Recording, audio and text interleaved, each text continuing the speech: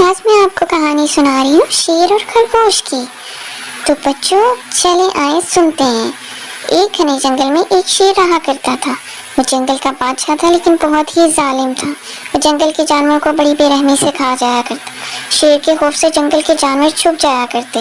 اس طرح سب اپنی بھوک اور پیاس کو مار کر سخت مشکلات سے دوچار ہونے لگے تھے۔ ایک دن جنگل کے تمام جانوروں نے ایک ساتھ ایک جگہ اکٹھے ہو کر شیر کی شر سے بچنے کے لیے ایک دوسرے کے ساتھ صلاح مشورہ کیا۔ سب نے اپنی اپنی رائے دی۔ آخر میں ایک گیدڑ نے کہا، میرا خیال ہے اس طرح شیر کے ہاتھوں مرنے سے بہتر ہے ہم خود روزانہ ایک ایک کر کے خود شیر کے پاس چلے جائیں۔ اس طرح روزانہ شیر کسی ایک کو کھائے گا اور ہم سب سکون کی زندگی گزاریں گے۔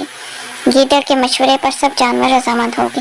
ایک بندر نے کہا، تمہاری بات درست ہے۔ موت کا خوف کرنے کے بجائے جب تک ہماری باری نہ آئے ہم اطمینان کی زندگی گزار سکیں گے۔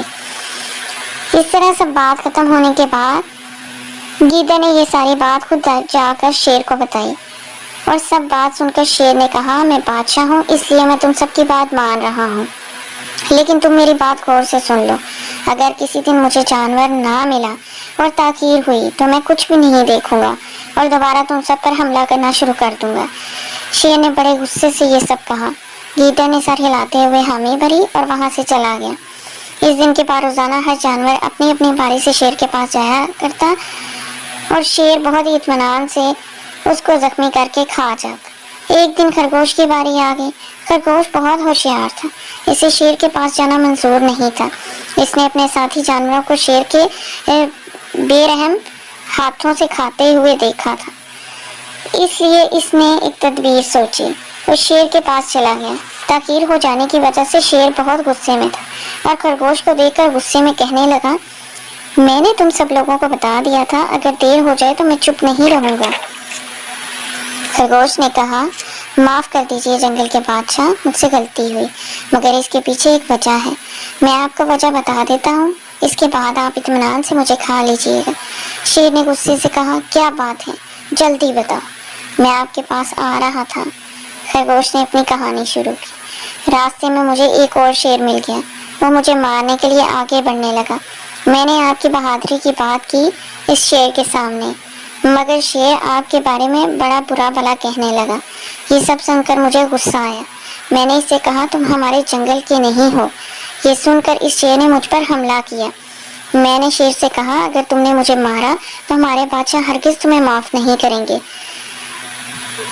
اس شیر نے کہا، تمہارا بادشاہ میرا کیا کر لے گا؟ میں نے کئی ہاتھیوں کو اپنے ہاتھوں سے مار گرایا ہے، اس لیے تمہارا بادشاہ ہو یا کوئی اور میرے ہاتھوں سے بچ نہیں سکتا، میں اسے بھی مار ڈالوں گا۔ خرگوش نے اس شیر سے کہا، تم آ کر ہمارے بادشاہ سے بات کرو۔ تو اس شیر نے جواب دیا، میں کیوں تمہارے بادشاہ کے پاس جاؤں؟ اگر اس میں دم ہے تو وہ خود آئے میرے پاس، اس لیے آنے میں دیر ہو گئی۔ یہ سب سننے کے بعد شیر نے کہا، ابھی چلو میرے ساتھ، میں اسے ختم کر دوں گا۔ خرگوش شیر کو ایک کنویں کے پاس لے گیا۔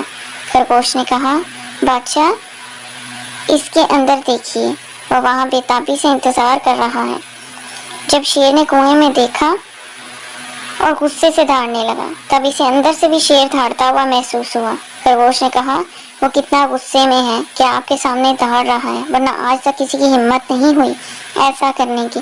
خرگوش نے شیر کو اور تاؤ دلایا۔ شیر بنا کچھ سوچے سمجھے کنویں میں چھلانگ لگا گیا۔ خرگوش کی عقل مندی کی وجہ سے نہ صرف وہ اپنی جان کی حفاظت کر پایا بلکہ جنگل کے باقی جانوروں کو بھی خوف کی زندگی گزارنے سے بچا پایا۔ سبق، عقل کا استعمال کرنے میں ہمیں خود کو ہمیشہ بچانا چاہیے۔